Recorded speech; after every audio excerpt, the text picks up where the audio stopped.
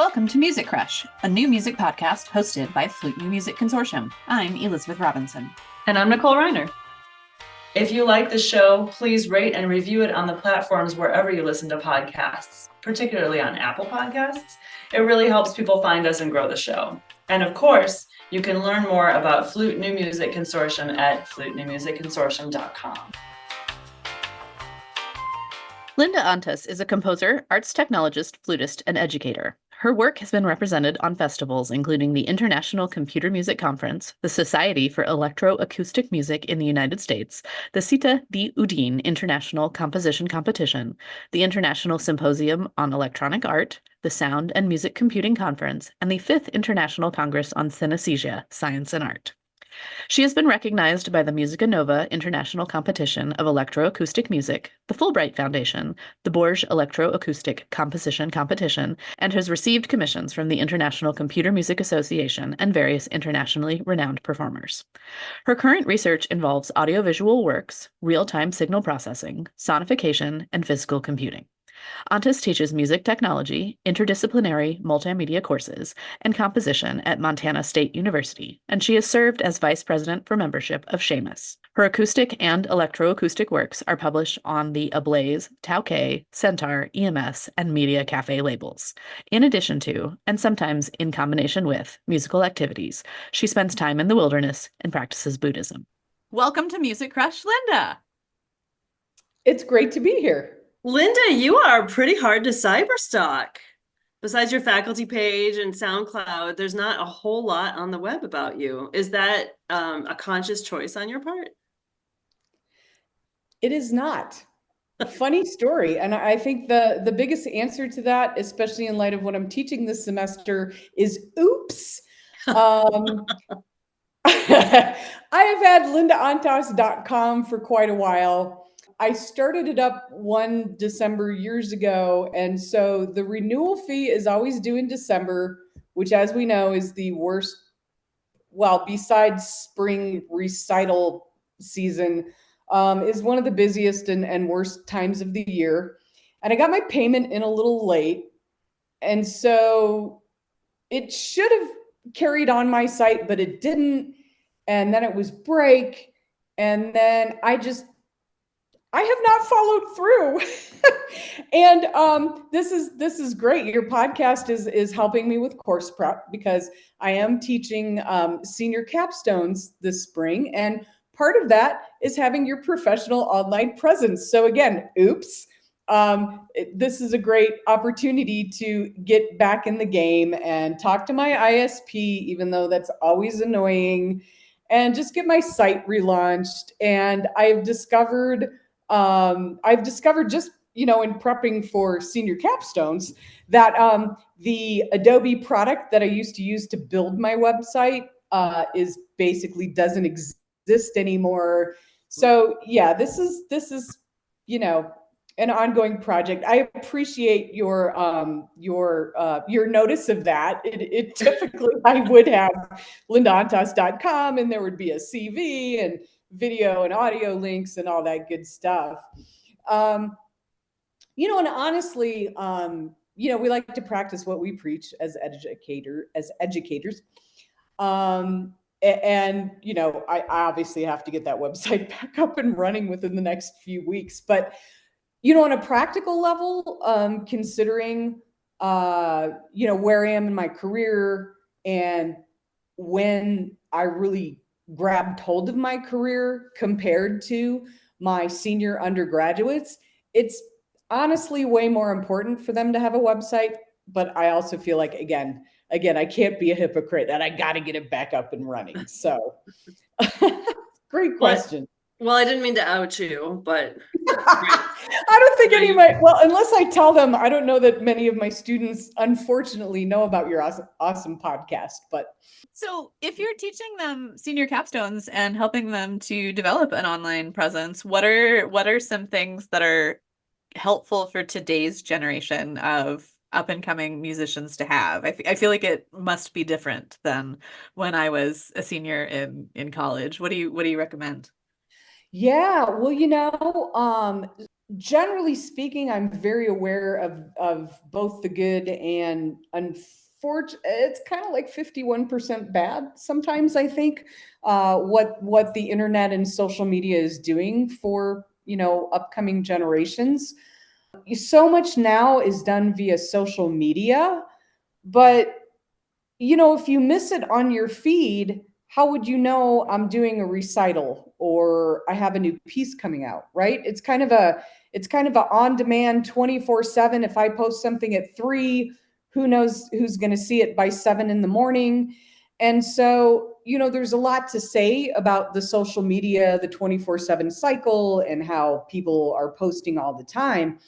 But that actual your personal webpage thing, if I hear about you on a podcast, say, or I meet you at a conference, then to have that actual domain name and a place where people can always find you, I think that's really important, right? So I think we're not there yet in class, but like pointing that out to my undergrads that are, going to go out there and very likely be a part of the gig economy, getting them ready for that and explaining, what I just said to you, that social media is great, but especially the olden part of your audience, people over 20 something will want like a home base for you. And that is really important. And it is, especially for, say, a flutist, or, who wants to give lessons, or maybe, like when I was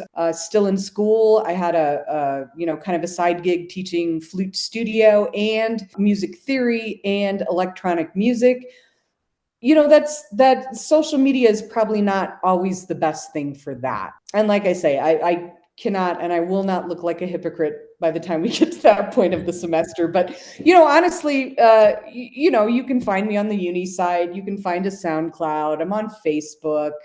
The actual domain name, I can't say at this point in my career really brings me as much as it might have 10, 15, 20 years ago.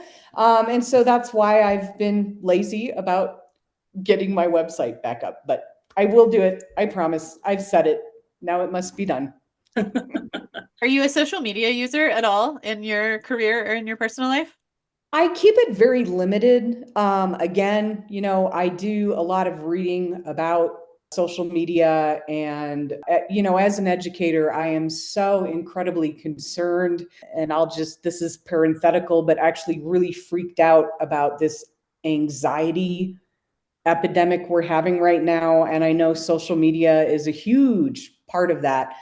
And again, I think especially for people that are freelance, or at a certain point in your career, it's more important than it is to someone like me. And that's a good thing because, honestly, like I say, and again, I'm not meaning to sound like, some kind of troglodyte or anything, but just that always being expected to be online and immediately accessible. And gosh, I emailed you or did a D2L message to you at 11 p.m. the day before the project was due, and you never got back to me. I mean,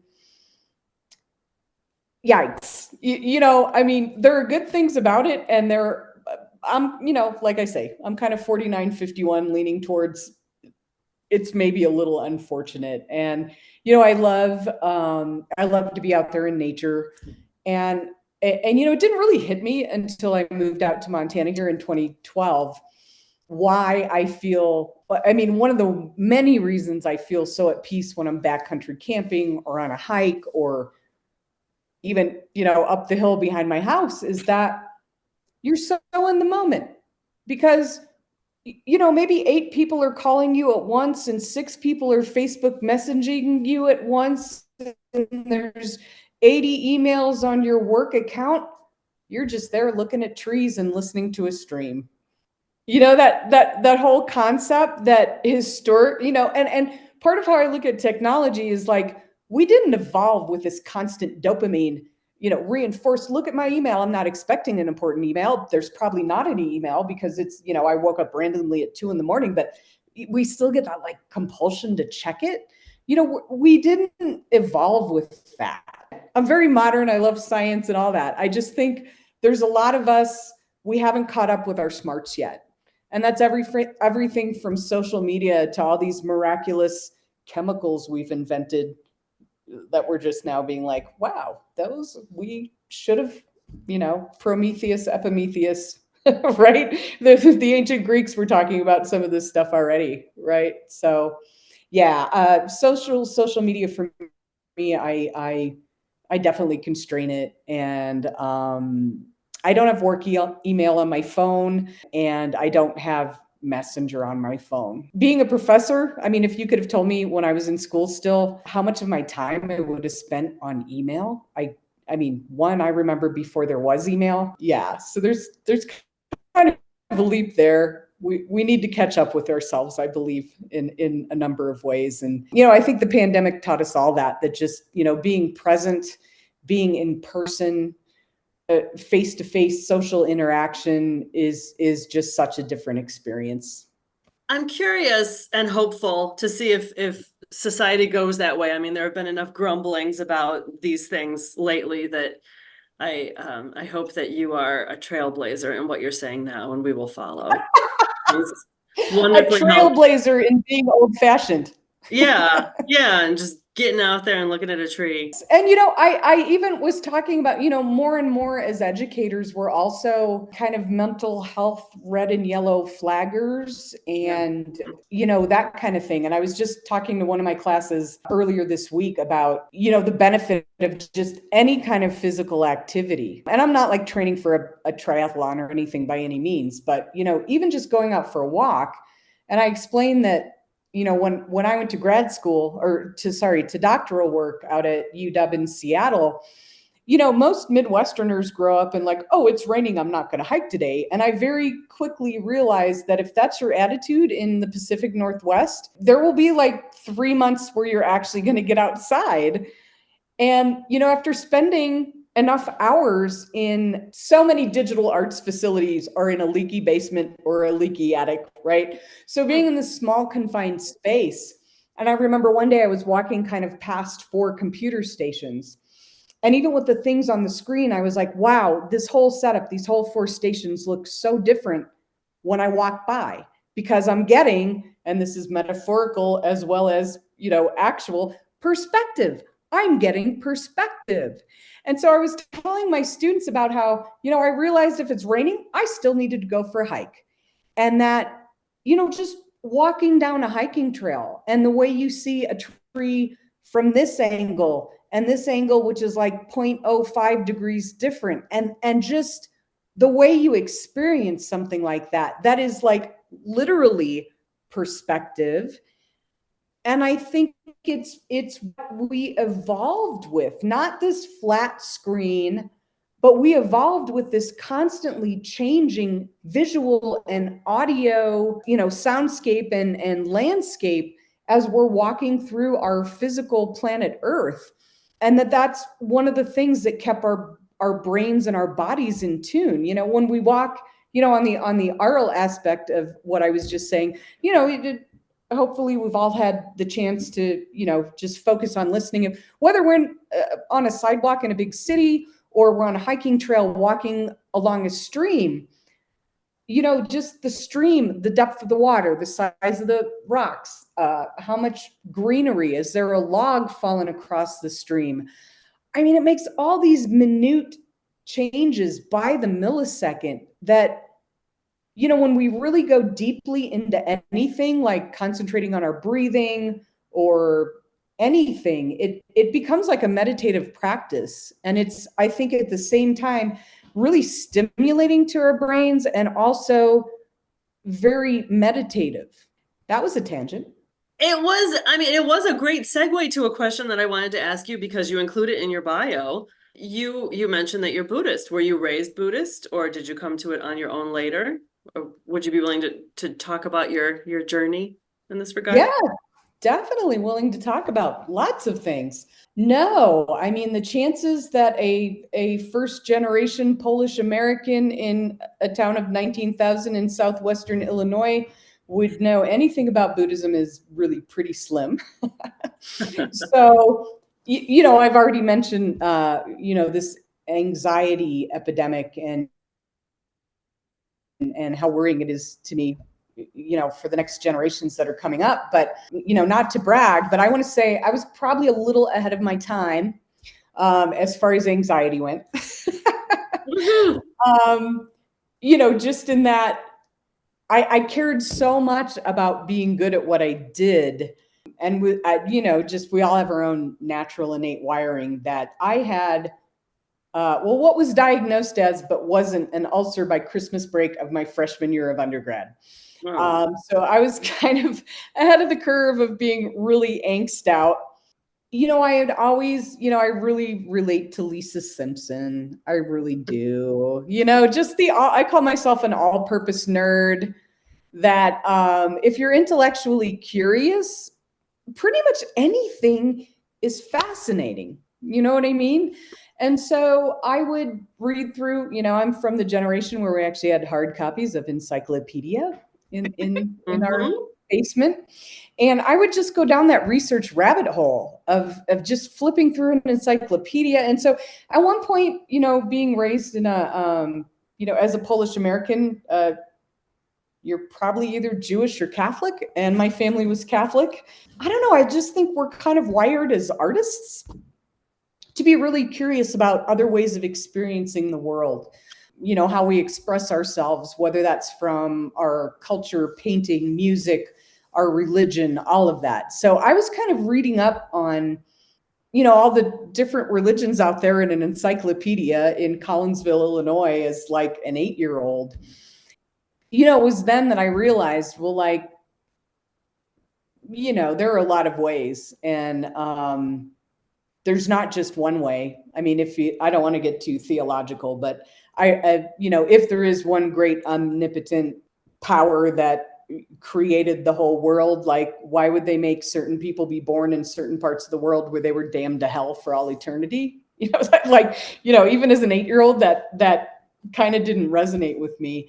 And so I had like as a young person, a fairly good background via self-study about, different methods of connecting with the great beyond.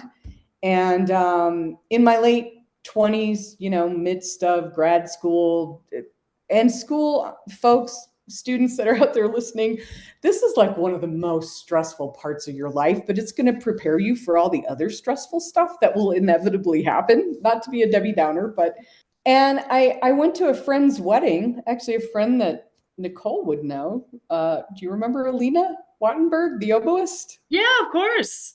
Yeah, well, we were roommates. We were roommates second year of master's degree, and she got married out, back east. And there was this beautiful used bookstore, and I found a book on Buddhist meditation. And I read it, and it just so instantly clicked. It was just so practical, just the methods of turning your brain off in certain ways, which is also turning it way the heck on in other certain ways. And, the mix of, devotion and belief and that practicality, really resonated with me. If anyone out there wants to know the book that got me started, I forget her Tibetan name, but she is from the UK. Her English name was Kathleen McDonald. And I think the book is called How to Meditate. And it does take a fairly straightforward Indo-Tibetan Buddhist approach. But, as somebody from the UK, I think she might have been maybe from a more Catholic part, but it said, when we're doing visualization, it doesn't have to be, what you're seeing on the wall behind me here. You could imagine the Virgin Mary or Jesus or anyone. The point is that it's something that gives you warm, fuzzy feelings, and that can be your starting point from anywhere. When I took Alexander technique later to get over an injury, my teacher said, wow, you're just certain people are more susceptible to this, and you just are. And I just luckily happen to be the kind of person, I've heard people say, like, I can't meditate. And I'm like, what? What do you mean? But I get from meditation just the best physical and mental feelings. My first teaching job, I remember, wow, right down the street, there's lunchtime yoga. That's so awesome. I can go do yoga at lunch and come back and teach graduate counterpoint.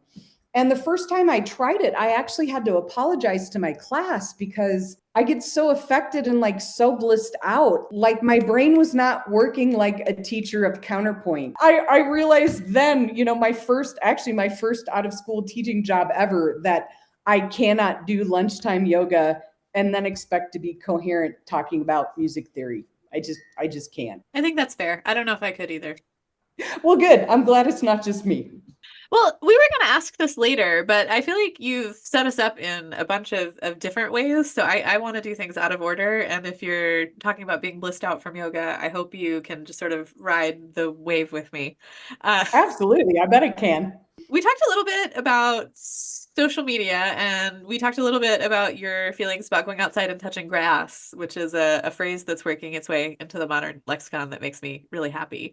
You are fortunate to live in arguably one of the most beautiful locations in the country, and composing can obviously be done anywhere. So, I'm curious, do you ever feel like your location limits you professionally? And even if the answer is yes, do you feel like the location has helped you to sort of gain anything in your composition process?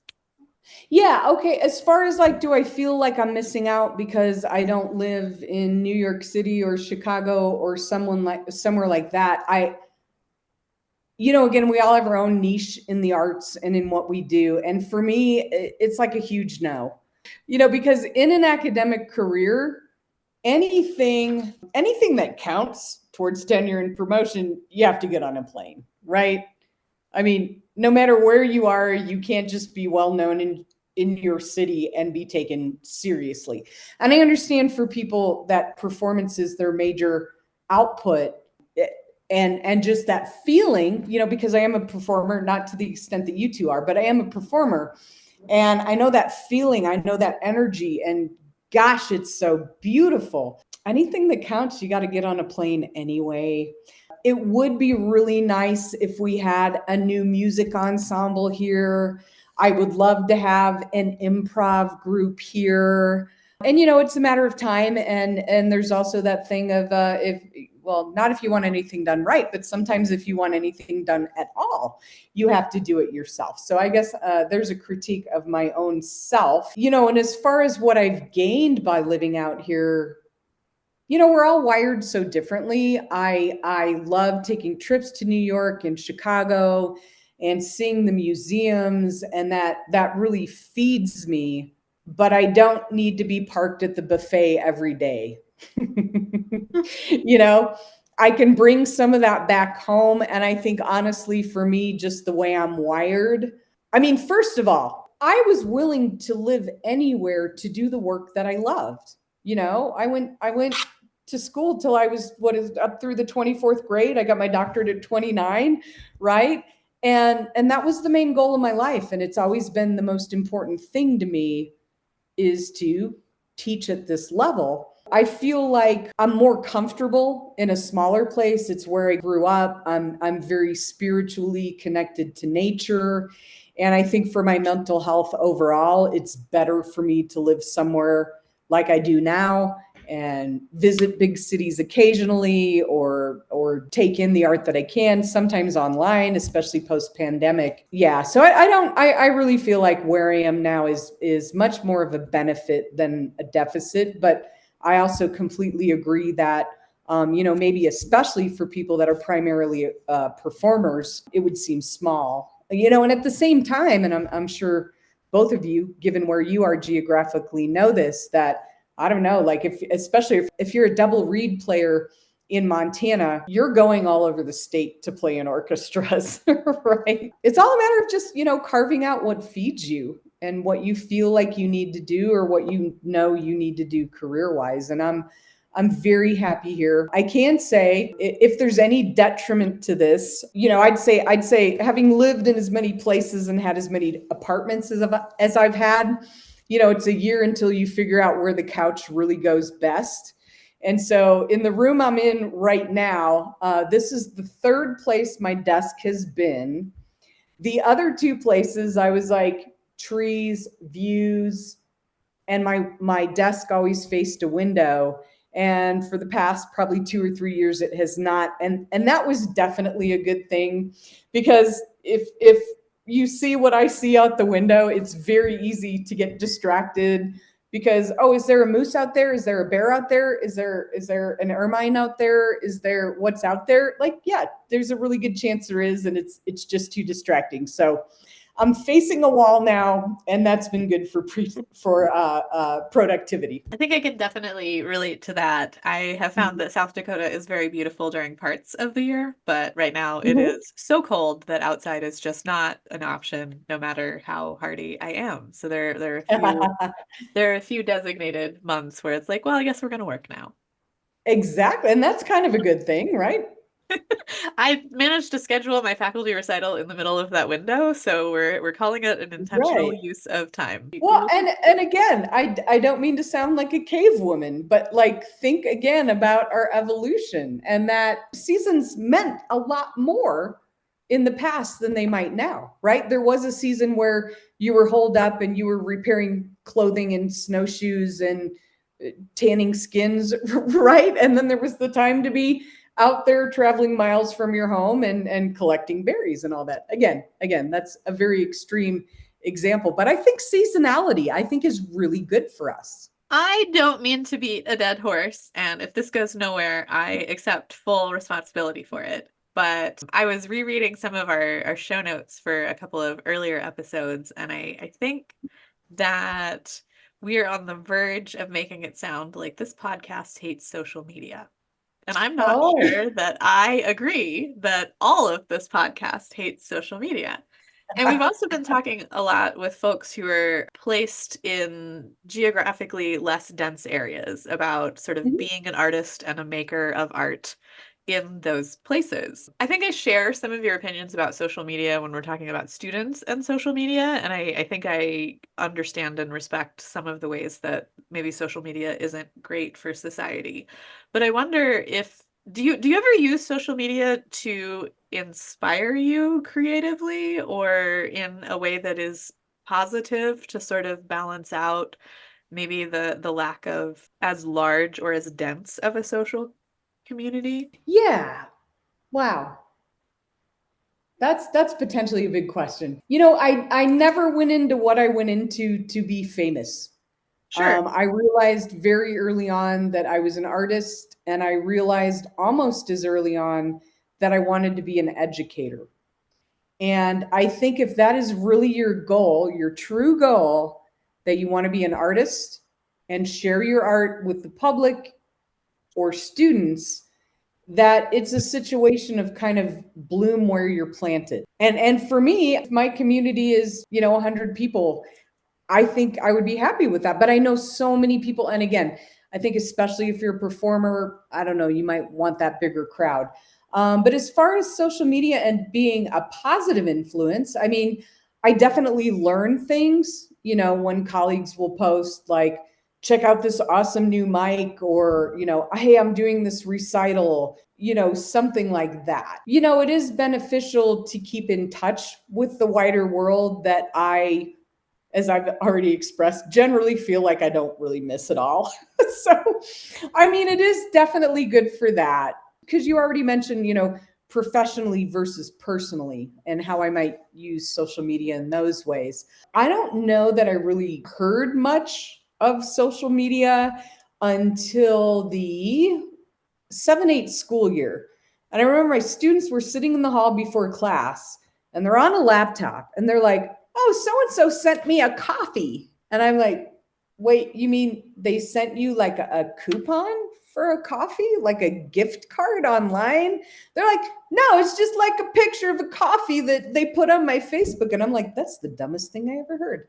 And I want the coffee, damn it. like, right, like, why don't we just go to a coffee shop and I'll buy you a coffee? But within that same school year, doing, as is very common for academics these days, the whole visiting assistant professorship thing, you rapidly get to a point where like your best friend is somebody you've known for a semester and a week. And it was about at that point that social media, like I say, that would have been the 7-8 school year, was really starting to blossom. And I went on there and I saw people that I went to grad school with were showing pictures of their newborn babies and where they were living now, and talk about where they were working now. And for me, initially that first experience during that particular school year, it was a really wonderful thing just to feel like I had some connection to people I knew, even though, in that situation for a few years of my life, it was, oh, I've known you for a semester and a week, you're my best friend, and picking up and moving so often. It really was a very wonderful and grounding thing just to be in touch. The older you get, you start to develop a history, and to be in touch with your own past and your own history and people you knew and loved and worked alongside was, I think at that point in my life, it was 100% absolutely beneficial. I agree with that. I remember first getting on Facebook around that time, and that fascination. Of course, Facebook was so kind of hometown and so modest compared to today, no insurrections or anything happening on it. But I remember finding people from high school and from my undergrad and them finding me. And I remember how tickled I was to find out these people I had lost touch with, I still had things in common with, not just the things from high school, but we had kind of, some of us developed lives in kind of parallel trajectories. And now we had new things in common that still were meaningful. It was cool to see how people had grown up and that we could come back together and have a sense of community. It's fun to feel that sense of history as you age. I mean, it's gives you a place in time, and it is grounding in a way. And that might have been, a lot of times when things first start, there's kind of this innocence about them. Yeah. And maybe, we are of a generation that we actually got to experience that innocence, where it was, just like Nicole, what both of us have said, just about reconnecting. By default, if you want to do music and that's your main goal, then you're gonna probably have to leave home and go who knows where, how many times. And it was good then. But of course now, they say it's a lot of the point of inducing stress is just that it's not just about being in touch. It's about, well, I did this, and my piece is my 2-minute piece is being played in town of 10 in somewhere in Asia, and like that being a brag, and like making it look like my life is perfect and everything always goes my way and I'm being so successful. Maybe that was some of what came after the kind of innocent age of social media. Yeah, it definitely became more performative, didn't it? Let's talk about your roots. You, as you mentioned, come from a pretty unassuming place in the Midwest. How did you start composing? And also, when did you know you wanted to commit to it? Yeah, that's a really great question. And, hearing that question makes me just realize like how odd it is where I ended up. I was not from a musical family. My mom had to do some redos to get through high school. I'm third generation on my mom's side and first on my dad's side. And so we really weren't, like ingrained in the American music scene. None of my parents were in band. I mean, the closest I come to having any kind of musical heritage in my family passed down to me was that as a nice Polish boy, and I'm Polish on both sides, by the way. But, dad was in a polka band. Dad played Nice. drums in a polka band, and then he didn't, right? He kept the drum set. It's actually, I have it here in Montana now. It's a beautiful like 1959 Gresh set. It's amazing, an antique. It's worth something nowadays. Didn't really grow up musically, and again, I've mentioned already like how some of us we're all just wired in different ways, and it just happened. I mean, I think it was just something that I was born this way. There's 2 daughters in the family, and my sister's 5 years older, and my parents had gotten, and I remember a lot of weird, unimportant things from when I was very young. But I remember this, it came from Toys R Us, I'm almost positive. And it was this little electric, maybe 3 octaves max organ that had like the black buttons for the minor chords and the white buttons for the major chords. And, like I say, a short keyboard. It was sort of an accordion. And I remember just improvising on that, just being so drawn to sound. And it wasn't the kind of cool instrument where you had all the little different patches where, it could sound like an organ or 3 different kinds of piano or vibraphone. It was like just a basic organ sound. And I mean, I remember very early childhood memories, and I so distinctly remember, the pattern of the plaster of the wall that little toy organ was put against, and just being so engrossed in just these sounds. And I wasn't playing Mozart. I was playing early Antas, which, was nothing to write home about. And I also remember my mom, again, not from a musical family. And I think the one thing that all moms have in common is just you want some silence now and then, even if it's only 2 kids. And I remember my mom saying, I have a great idea, Linda. How about you do a song that's just one note at a time? That's a mom quote right there. That's so gentle. That's very sweet. It is. My mom was an amazing minimalist composer, I guess you could say. And again, there's so much in my life that I'm grateful for, so many opportunities that so many other people that are more talented or more deserving than me that just didn't grow up having. But I was lucky to be able to afford music lessons. And about somewhere in junior high, I went to study with Jan Scott, who had played with the St. Louis Symphony. My town was about 25 minutes from St. Louis, and she taught at the local Southern Illinois University campus. And, she really encouraged the composition part and, would say, oh, well, for your next lesson, write something in 7/8 meter.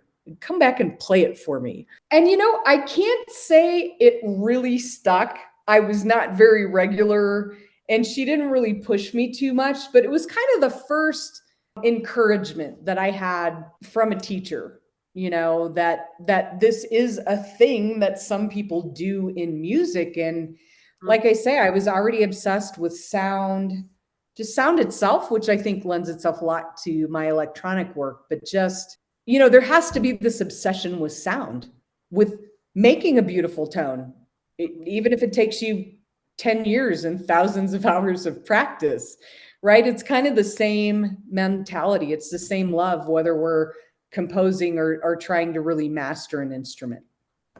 I've got a slightly fluty question for you too. Excellent. Because you are also a great flutist and you play your own pieces sometimes. Other people also play them.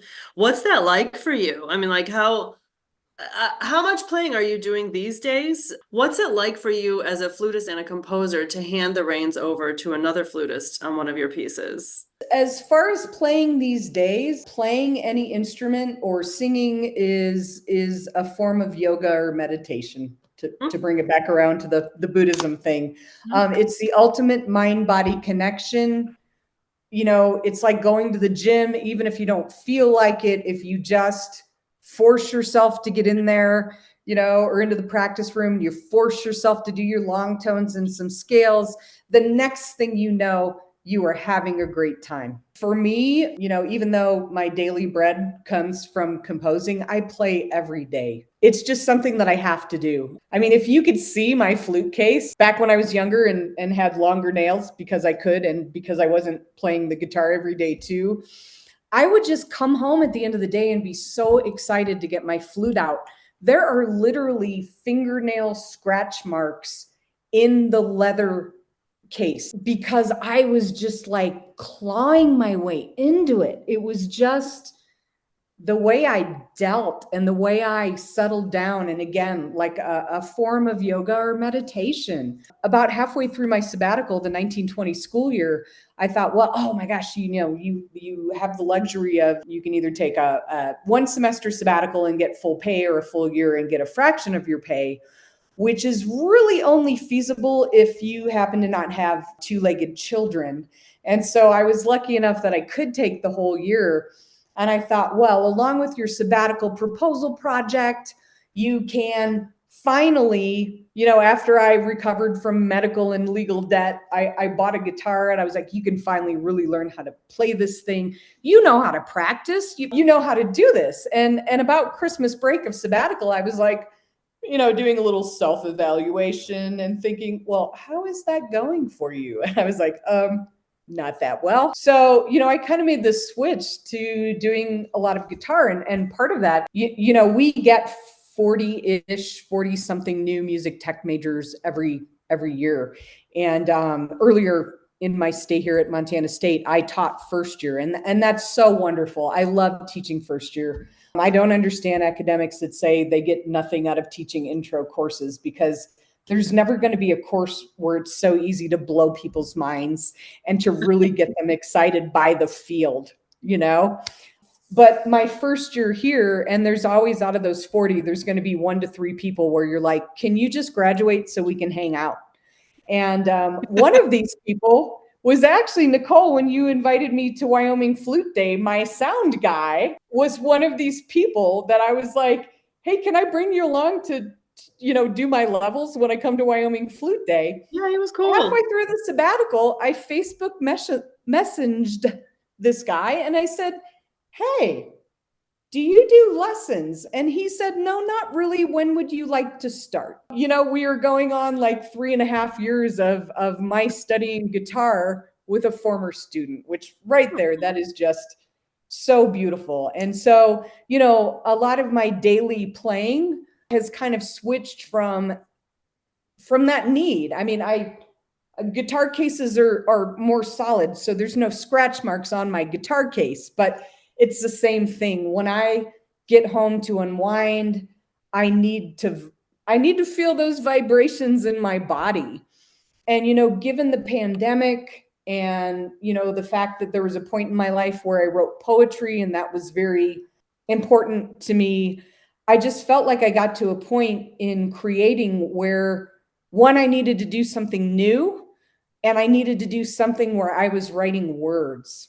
So, I still do get the flute out. It was actually that August, right before sabbatical started, I went to NFA and I got this awesome new head joint. Yay.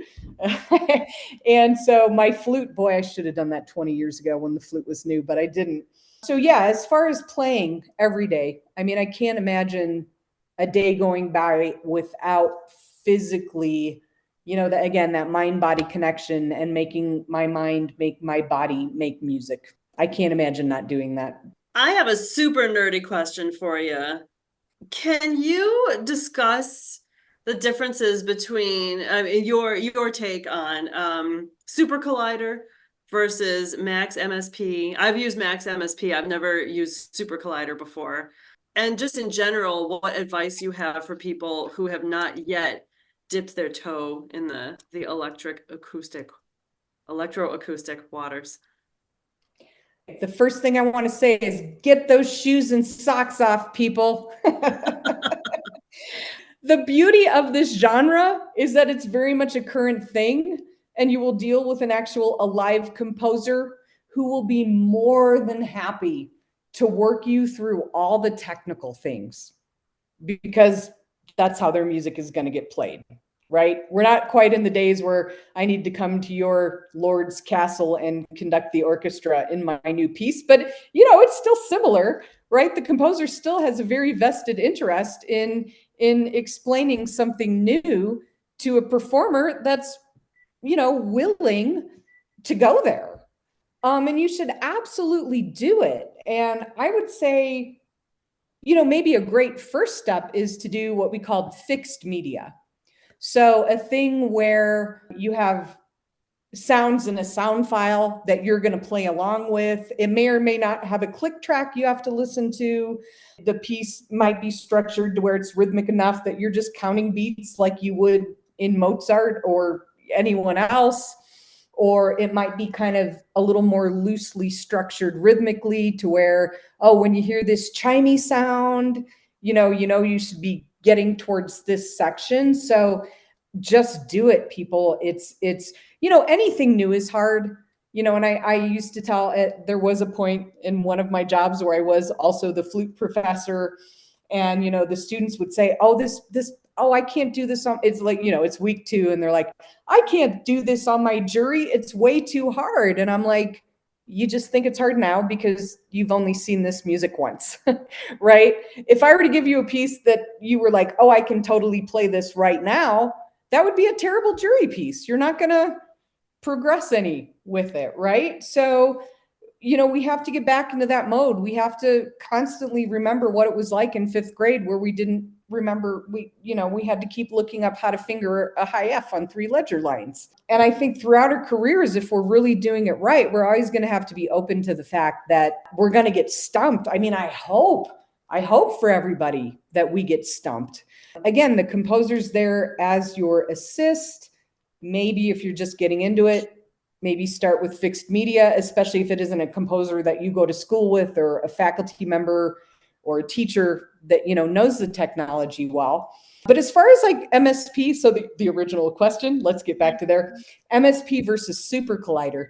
A lot of what a composer chooses to use for their technology, so much of that is based on what you learned in school, which is why all these vendors give you awesome student discounts, because they want you to get hooked on their product while you get the student discount, so that until you cease to breathe and make music, you're wanting to buy their stuff.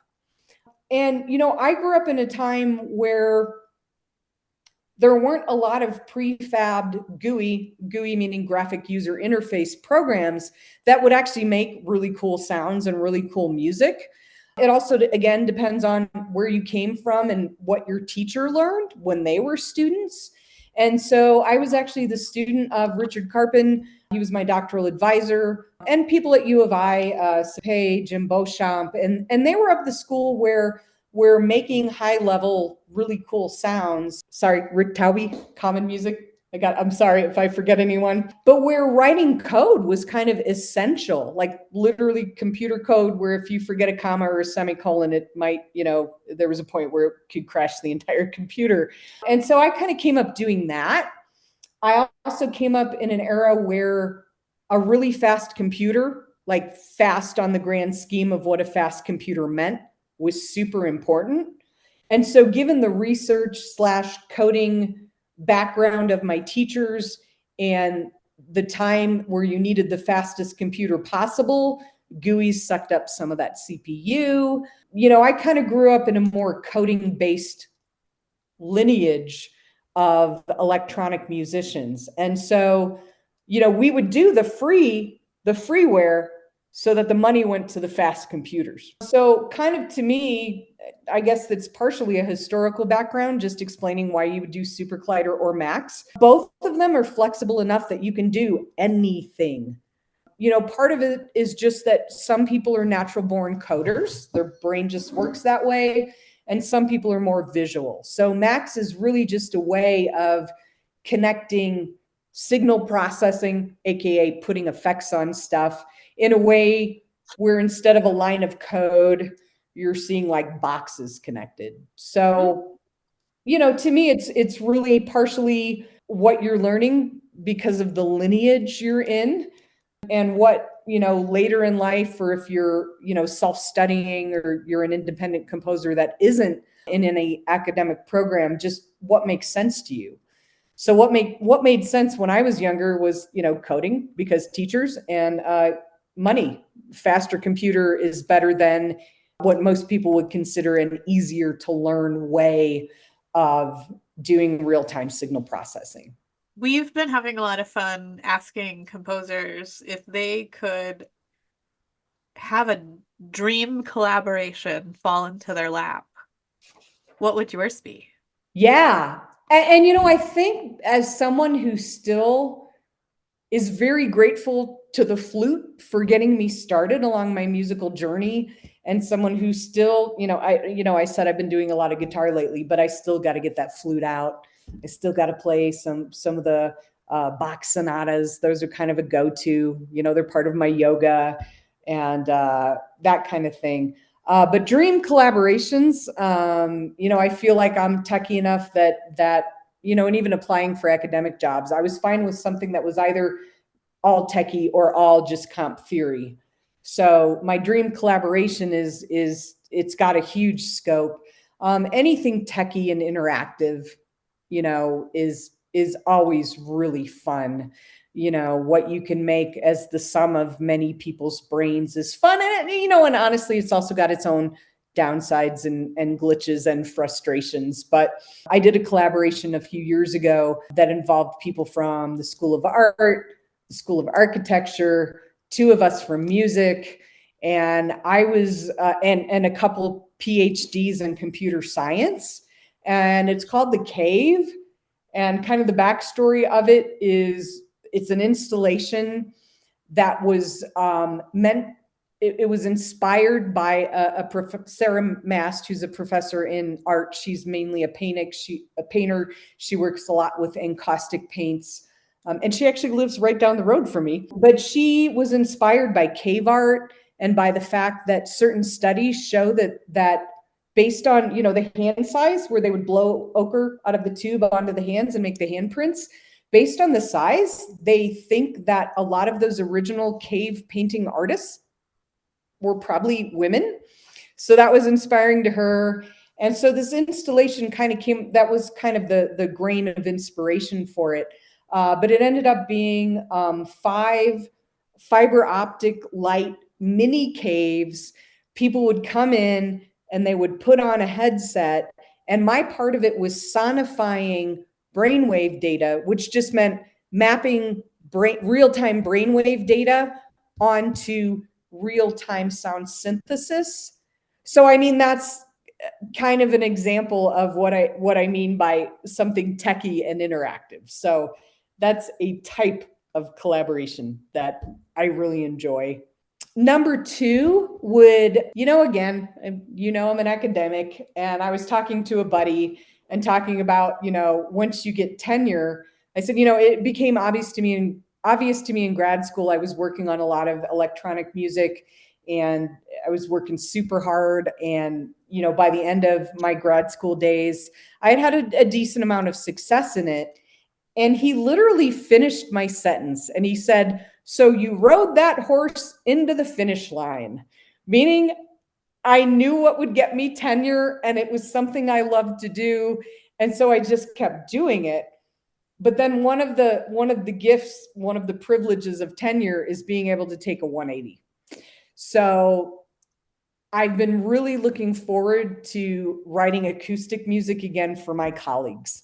And I don't know that they know it yet, but there's a certain awesome ensemble, a faculty ensemble that I kind of have some sketches going on for. So some acoustic music would be a great collaboration.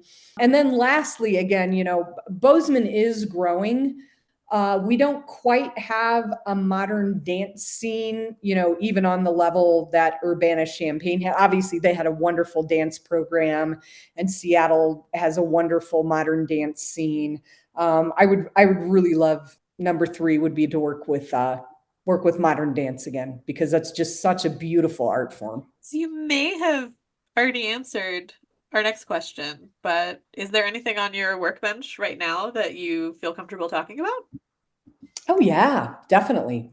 One more songs, with the guitar, that was sort of getting me back to, we tend to, at least early in life, emulate, or if we're creators, create the kind of art that we already know is a thing, that we already know exists. So just as a side note to that, I remember my St. Louis Symphony flute teacher saying, "Oh, there's a contemporary music concert at the I think it's the Sheldon in St. Louis." Anyway, it was a beautiful concert venue that used to hold a lot of new music events. And I remember, okay, Teach says I should see this, and I went, and it was all very contemporary music. And I thought, wow, I'll never hear that again. And then I went off to U of I, and the first faculty recital, I was like, oh, wait, this is apparently a thing outside of the Sheldon in St. Louis. So, getting into the kind of music that I first heard, songs with words and guitars, that's on my workbench.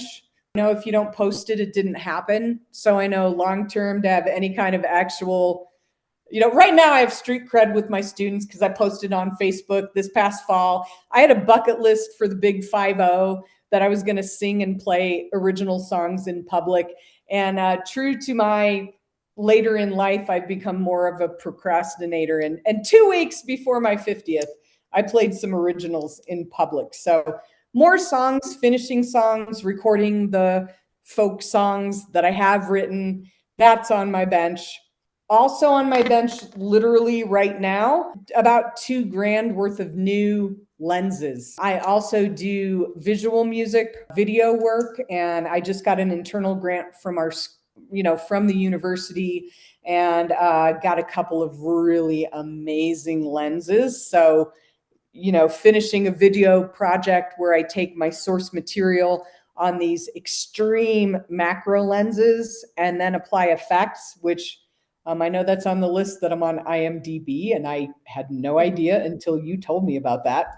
And just another electroacoustic piece in the works, and part of those sounds would be the sound for the upcoming video. Things that are very acoustic and pop related to experimental video and audio. So I got the bases covered there. My desk is full. Last question we always like to ask, Linda. Can you name 3 pieces of music you're listening to right now? Yeah. Well, we have, certain genres of music have a canon. And I think we personally have a canon, right? Which is why you're asking this question, right? What inspired you? And I have to say, as an undergrad composition major, there were a few just so formative pieces that I still go back to and will listen to every day for months, and then maybe put them away for years. But they're just such a part of me as a composer, and as a musician. So Vent Regard by Messiaen, it's a series of piano music that just, what it does with time and what it does with harmony. It's just some of the most beautiful, more contemporary music out there. So that's on my list. Again, as somebody who, kind of got very drawn in high school to the classical music world, for reasons that would be a whole nother podcast, I kind of focused in a very dedicated way on the things that were supposed to get me to where I am now. And I think the great thing about music technology programs becoming more popular is that the pop and the classical worlds are melding more, they're interacting more. But that was not the case when I was still in school. I actually had faculty that bragged about the fact that they didn't know any popular music. But for me, especially getting back to my early roots, singer-songwriter, absolutely anything Brandi Carlile. She is just genius. I mean, what a voice and what a talent. Just super inspiring. And the last thing I would say, and it's kind of a cheat, but I really value old-fashioned media, especially public radio, because it's such a broad encompassing, you can hear world music, you can hear people's personal stories through The Moth and This American Life and all these just fantastic programs. Kind of regularly, as I'm on my way home, afternoon jazz. We do have a really great jazz prof here at MSU, and the work he does with our bands is just so phenomenal. Shout out to Ryan Metzinger there. Yeah, just listening to jazz on my way home. That's also just a part of my life and something that informs me musically as well. Linda, thank you so much for joining us today. It's been such a treat. It's been absolutely a treat for me as well. Thanks so much for inviting me. It's been amazing to get back in touch with Nicole, who I've known since our undergrad days, and to meet Elizabeth, and just to, it's like the same concept of when we write an essay, it kind of congeals our thoughts about a particular topic. So this has been kind of like me writing an essay with your essay prompts about what really inspires me. And, kind of New Year's resolution, the pandemic was hard on everybody. It was really hard on me creatively. And I feel like I'm just about to spring back. And this was another couple coils in that spring. And I thank you for that.